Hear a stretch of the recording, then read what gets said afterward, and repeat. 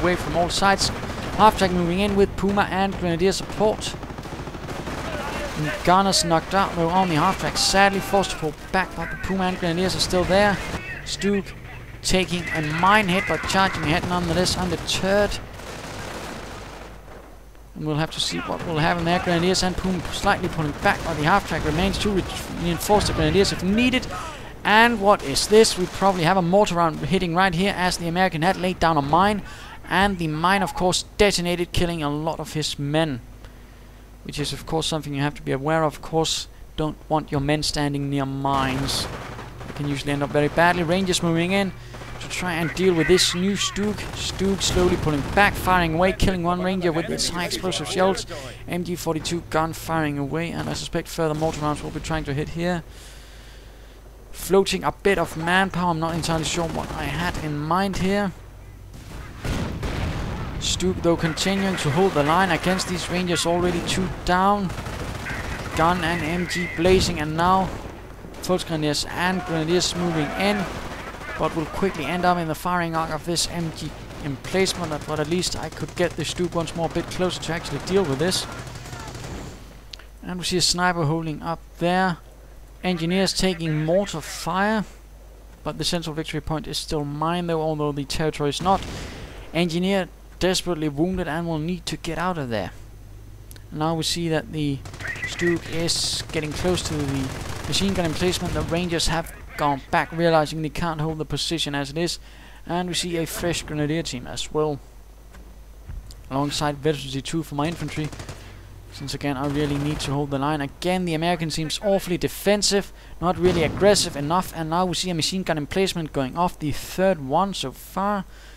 Not really seemingly trying to push his advantage. No armor, although he does have supply yard upgrade number 1, meaning that his troops won't have so high upkeep as stockpiles are being supplied in greater numbers. And we see a vicious counterattack going on in the center, but this machine gun emplacement alongside the pack, or I mean anti-tank gun, but of course in German it would have been pack, since Germans referred all anti-tank guns as packs. They didn't really say, oh that's an AT gun, no, they just said pack. And now we see Rangers and Riflemen moving in from the south. The half-track though still badly damaged, but Grenadiers and Puma ready. The 116th Panzer Division is always ready to take the fight to the Yankees, and of course there we go. Now we see a howitzer barrage going in, the first of the match. Bit unusual since infantry commanders, as of course that is the direction that Mr. SturmSS are quite keen on using it, in fact, which can in some cases lead to some extreme artillery saturation, which I feel is a bit over the top and perhaps might need a bit looking into, but there you go. Puma though still harassing the Rangers, although taking quite a few shots to the rear, leaving this western high ground though quite vulnerable. Only a few Volksgrenadiers, the damaged Stug and anti-tank gun, and a few other Grenadiers not in good, but Rangers hitting the mine, taking a lot of damage, and further Riflemen laying down further mines. He's really keen on those mines, which of course I won't entirely complain about, because of course at this point I've come onto his little trick with a lot of the mines, and of course meaning all my pioneers are equipped with minesweepers.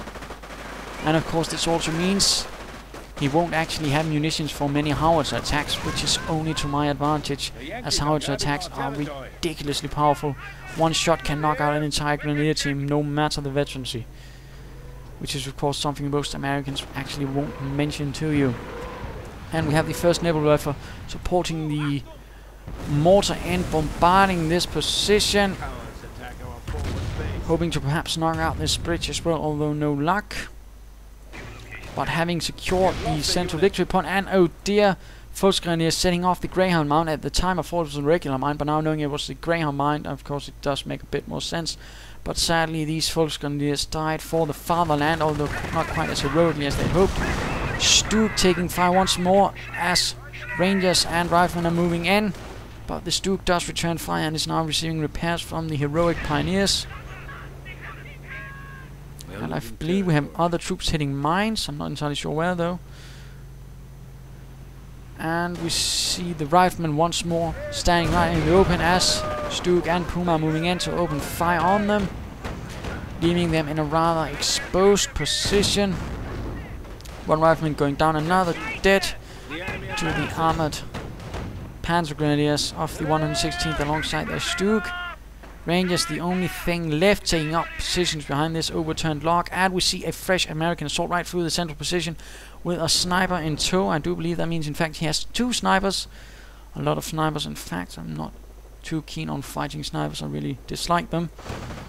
And we see the Rangers are still behind the log, not really having much luck in actually hitting the Puma, but the Puma having quite nice luck in actually killing them. 2 Rangers down so far, and we see an American assault really trying to hold this position, keeping me from reaching this point or launching a fresh counterattack there. And we see mortar rounds and probably Nebelwerfer fire going to rain right in here into the center. Or not, the Nebelwerfer probably going right here again, yes. But forced to pull back as all the snipers are making it a bit difficult for me, and with Infantry 2 my Grenadiers are very easy targets. In fact, another motorbike out on the field, and Grenadiers pulling back for reinforcements and recuperation, but the Stug has been repaired, allowing me to hold this spot a bit better as now Rangers are moving in, though seemingly without any support, a bit piecemeal, the sort of thing you really want to avoid in an attack. Or not, I'm not entirely sure. The Stug, they were still holding watch.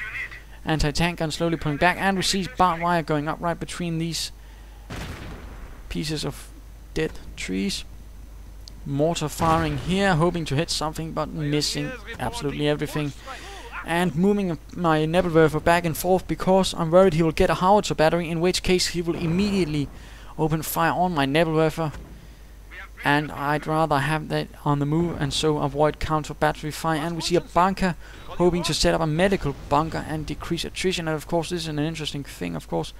Slightly backwards position, not right out in the front of the enemy so he can actually see where it is, but more laid back and slightly also defended.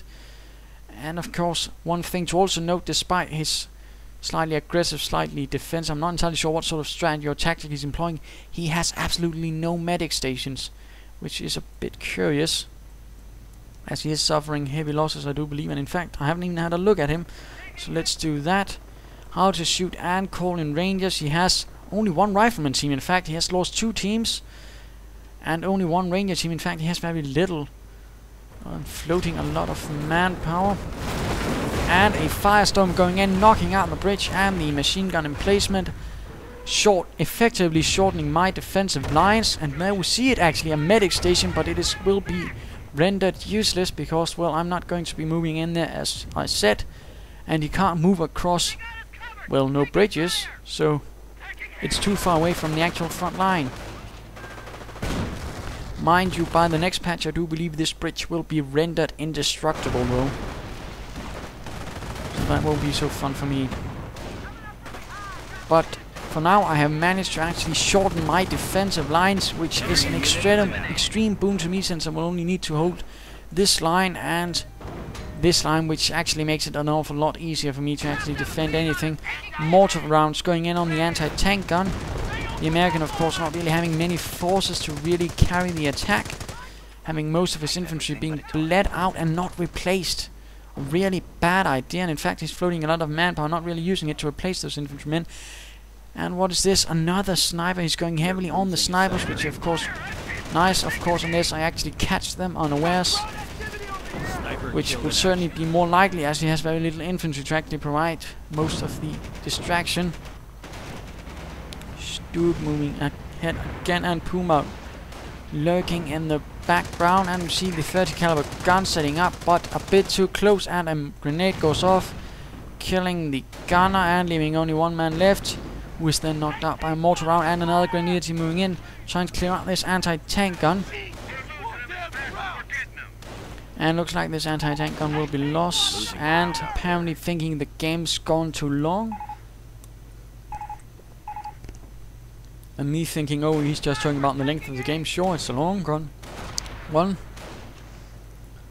But then he's saying, oh, it's too easy for one side now, and then I really begin to get the idea of what he's the sort of fellow. But let's come to the conclusion, and I will share you with mine. And now beginning to swear, apparently quite convinced of his ideas and beliefs.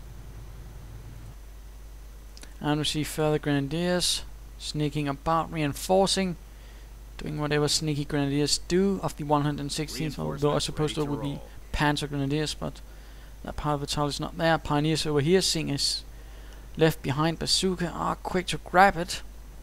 No reason to leave that behind. And retreating, since I do have plans with them.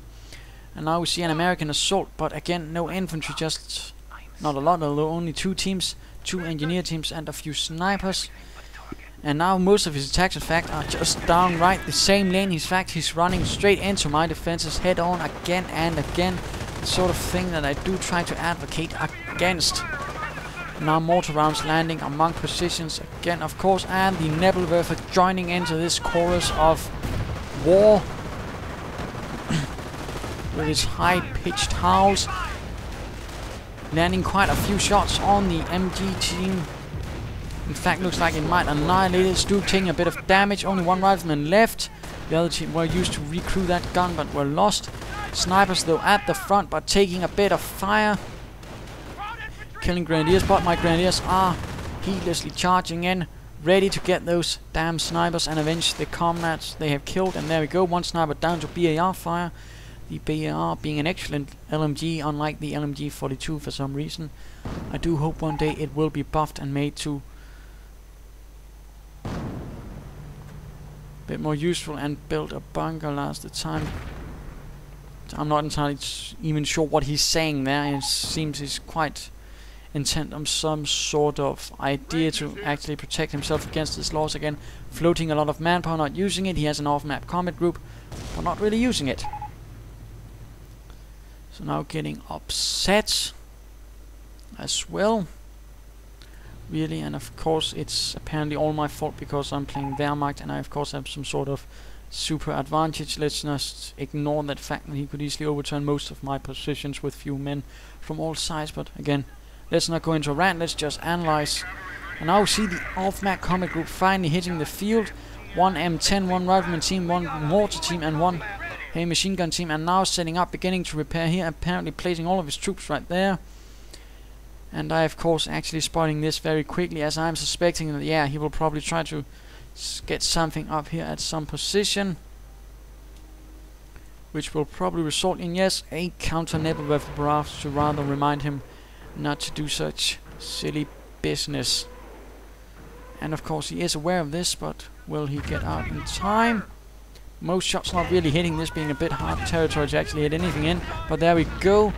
A few rangers and riflemen going down to the flames of the Nebelwerfers,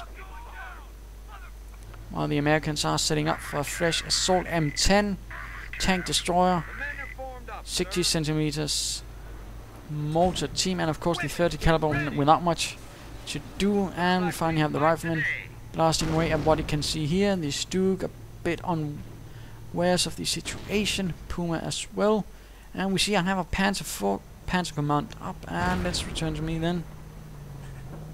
5 command points and a Panzer 4 on